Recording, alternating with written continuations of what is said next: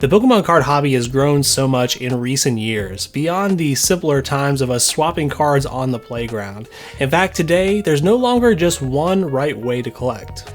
So whether you've been in this hobby for a while or you're just getting back in, I want to broaden your horizons a little bit and share 25 different ways you can collect Pokemon cards. Now with this list, there will be some overlap, and that's just because most collectors collect in more than one way. In fact, if you've only been collecting one way for many years, hopefully I can spark your curiosity to try something new. At number one, we have probably one of the most popular ways to collect, which is species collecting. This is when you collect all of one Pokemon, or a couple Pokemon that maybe are some of your favorites. People will fill up entire binders or entire pages in binders with this one or few Pokemon. And this is exactly what I do with Dragonite, my favorite Pokemon. I actually plan on filling out an entire binder with every single Dragonite card that has ever existed in English, as well as any language exclusive cards as well. And many of us species collectors are so neurotic that even any card that just has that Pokemon in the background somewhere, that has to be a part of the set. And so this can be a very fun way to collect and a very minimalist way to collect if you want to kind of pare down your collection and focus in.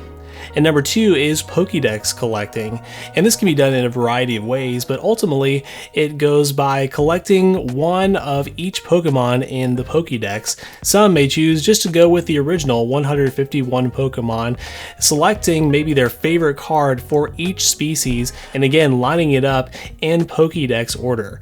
Whereas others may choose to go for the entire Pokédex, and there's over 1,000 Pokemon that have been released, over 9 generations so far. So that is obviously quite the task, but definitely a fun collecting goal.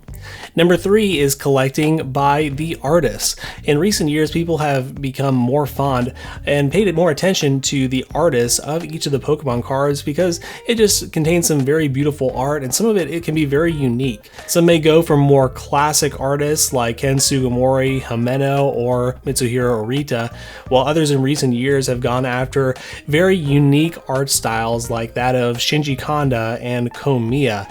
And even though I've never collected in this way, I could definitely see the allure of filling up an entire binder and just seeing all the similar arts page after page. I think that would be very cool. Number four is collecting by rarity. Now we've had a variety of different rarities over the years, and so some of the more unique ones include more recently the alternate arts or the special illustration rares. Some people may go to collect all of the gold star rarities, a very ambitious goal. There's also unique rarities like the Shining cards or the Trainer Gallery cards or even the Baby Shinies in more recent sets. Again, filling up an entire binder with all these similar rarities I think is a really cool thing to do as well. Now there are others who collect not just by the rarity, but even by the specific language. And Opossum Bud is a great example of this. He collects all of the full art trainers in Japanese. And in recent years, there's been an emergence of simplified Chinese cards and even many exclusives within that. And this can be really great, especially if you feel like the English prices are kind of out of your range, but you can get a lot of the same arts in these different languages like Korean, again, simplified Chinese, traditional Chinese, and many other languages. At number six, we have another very popular way of collecting, which is that of master setting. This is simply when you collect every single card, both the commons, uncommons, all the way up to the most rare cards in a single set. And if you're using a binder, it's very common to line up the cards by the set number, all the way from number one and then all the way up to the secret rares later in the set. And number seven is a variation of this because you can choose or choose not to do this, but many people also will collect all of the reverse hollows and all the extra alternate rarities that go into the set. And in a binder, some people will choose to put them side by side so they can see both the regular and the reverse hollow, and then others will put the reverse hollow just in the same slot with the regular non-foil card. And number eight is also very similar, but I've heard this called a Grandmaster set more recently. This is when you collect not just the commons and the non-foil cards, but also the reverse hollows, and then all the promo cards that are associated with that set that maybe not are a part of the set officially, but come in other ancillary products like blisters and ultra premium collections and so forth. And again, guys, there's really no right or wrong way to do it, but this is just the way a lot of people choose choose to do it and some of the most common ways you'll see. And number 9, there are a small group of people who actually collect error cards. And now there are some people who collect more like official error cards, like these are known printing errors that are common across multiple cards. Sometimes these are certain dots that appear in certain places. Sometimes there's cards that are known to have a misprint on some of the text, or possibly even missing the set symbol, like in jungle hollows, for instance. And then there are those who actually go after even crazier, more unofficial errors, like miscuts, like cards that have come out of the pack cut in half, cards that are maybe missing the texture on an alt art or something like that. So there definitely are a set of collectors who enjoy these. Well guys, I do hope you're finding this helpful so far. If you are, please hit that like button and subscribe below to come along the collecting journey with me. And also, I want to let you guys know about today's sponsor, which is PokeNotify. PokeNotify is a private Discord server that alerts you the moment that new Pokemon card products go back in stock on online retailers like Walmart.com, Target, and the Pokemon Center website. And it's really a great way to get products at MSRP if you're not able to find them in stores. So if you guys want to check them out, you can use my link below to get access to a free trial and use my code LEGEND25 for 25% off if you decide to stick with it. Thanks a lot, PokeNotify, for sponsoring today's video. And now at number 10, we have something that we've actually touched on multiple times already, which is binder collecting. And just like the name implies, this is when you collect Pokemon cards and keep them in binders. But I mention it because just realize that this is not how everybody collects. Definitely a lot of people will keep their cards in binders, but other people choose to collect in other ways. Like number 11, there are people who choose to actually keep their cards just tucked away in a closet, maybe in a shoebox, and they keep them in hard cases like a top loader, like a one-touch magnetic case, or a semi-rigid. And guys, I'm somewhat counted in this because sometimes I'm a little reluctant to put a more expensive card like an alt art in my binder directly. So even though I actually am a big binder collector, I still have plenty of cards that I have not taken out of the hard cases and put it into binders. And with that, I will mention that actually there is such thing as a top loader binder, which is kind of like the best of both worlds. If you want a better way to store your cards, but also still keep them protected a little bit better in hard cases, you can definitely pick up one of those. But again, guys, there are many people in this hobby that don't collect binders or keep their cards in hard cases long term. Instead, they get their cards graded.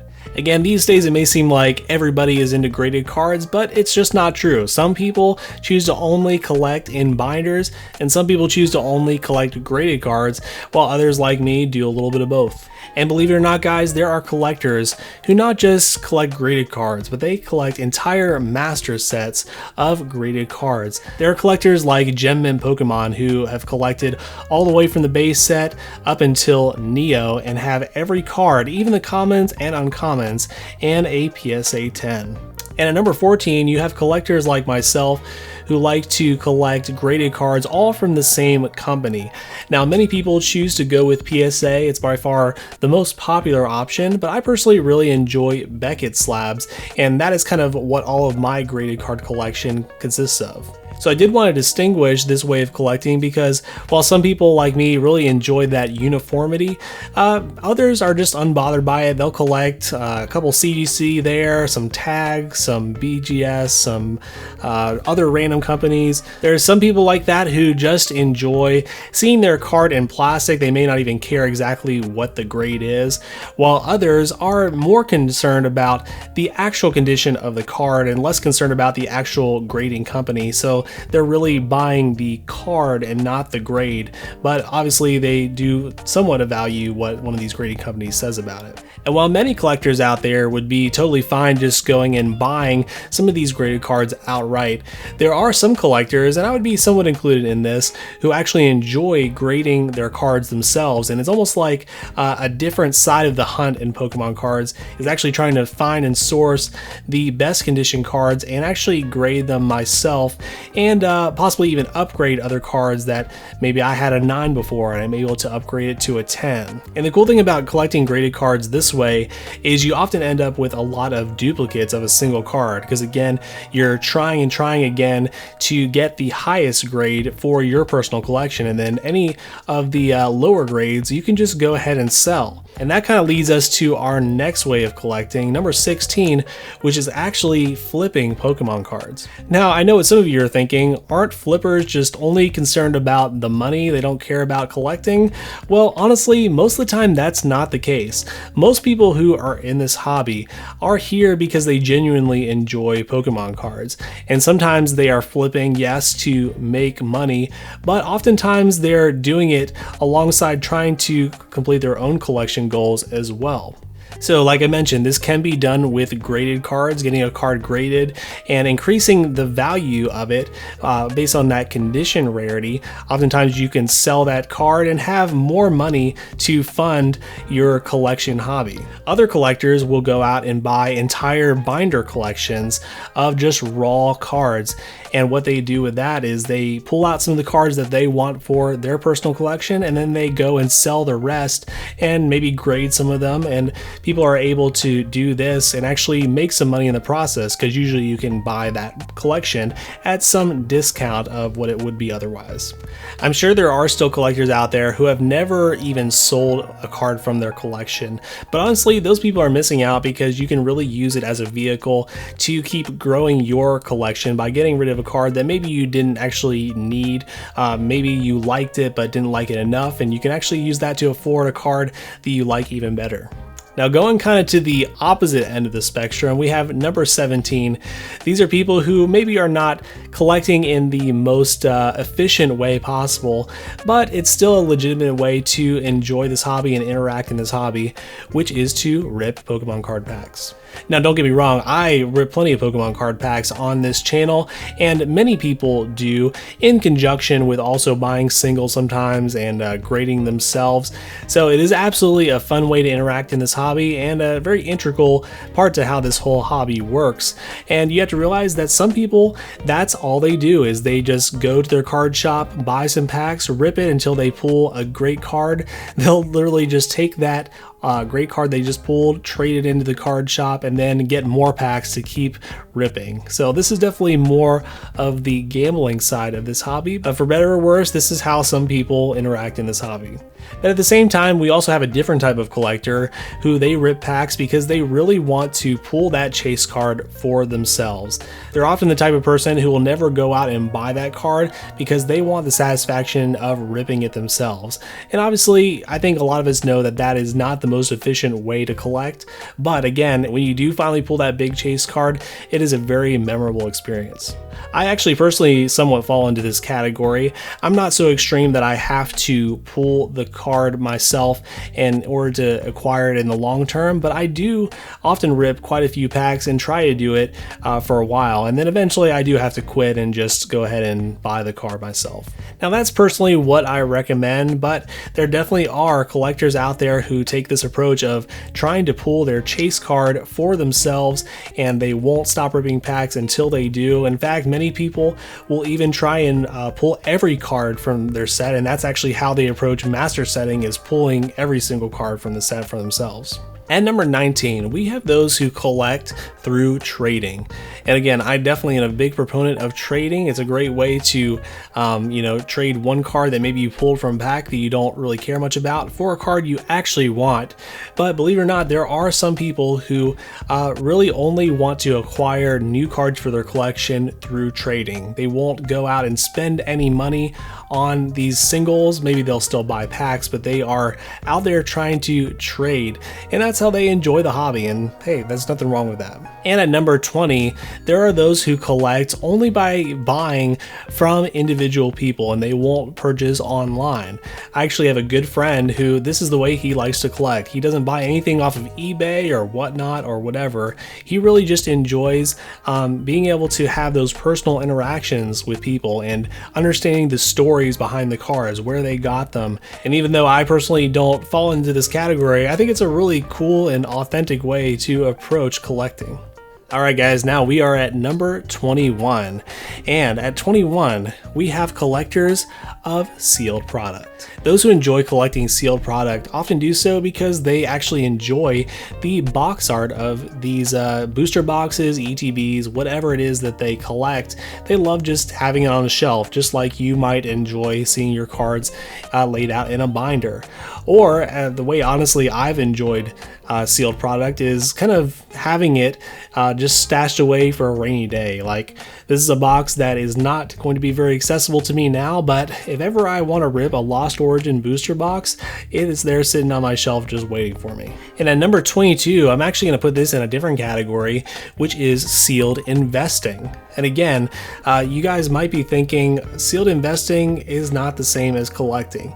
But like I mentioned before, a lot of people who are in this hobby, who are investing in Pokemon cards, they are still interested in Pokemon cards. They still enjoy it to some degree. And really, they would have probably used anything else as an investment vehicle. But because they love Pokemon, this is where they've chose to park their money. This would be your people kind of like Alex and Nostalgianomics, who actually collect a whole bunch of cases of booster boxes and other products and have it stashed away in a closet. And while obviously just having a brown cardboard box, they're not really enjoying the artwork of these boxes, they also have the satisfaction of knowing they have parked their money in this investment vehicle that they believe in and they also think could go up in the future. And while not everybody falls in this category, some people are really just in it for the money. I think a lot of people are collectors still at heart, and even though they may not be as much into the art, they are still collecting in a sense and piling up these cardboard boxes in their closet. But guys, this is not the only type of sealed collecting out there, is collecting booster boxes and ETBs. There are plenty of people who actually enjoy specifically collecting booster packs, like I have here, just a loose booster pack. This is actually a Spanish base set pack. So honestly, there is something cool about kind of holding these older packs especially, and there are people who actually collect even modern packs as well. And that leads to number 24, which is a much more recent phenomenon, which is actually graded sealed Pokemon booster packs. This, I think, so far is only done by PSA. I kind of hope that Beckett offers it eventually, because I wouldn't mind getting a couple packs graded myself. But yeah, some people enjoy collecting graded packs. Alright guys, and finally at number 25, can you really believe we've actually been able to come up with 25 different ways to collect? Again, if you've enjoyed this so far, hit that like button. But here we go. At 25, we have what I call a sealed master set. Now, the first person I think of when I think of this is Pat Flynn, Deep Pocket Monster, who has set out to collect one of every single booster box that's ever existed, all the way from the base set up until now. And again, I have a friend who also is doing the same thing with sealed booster packs. I think it's Robo Skills. He's collected every single Elite Trainer box that has come out, which I believe is since like the black and white era, so not quite as much as booster boxes, but man, this is quite the goal, and maybe one of the ultimate goals in the Pokemon card collecting sphere is collecting sealed master sets. But guys, that is my list of different ways to collect Pokemon cards. Is there anything I missed? Please let me know that in the comments below, and let me know which of these from our 25 that you employ in your collecting experience. But guys, really appreciate you. Hit that like button, subscribe below, and check out one of our other collecting tip videos here on screen next. I'll catch you guys next time.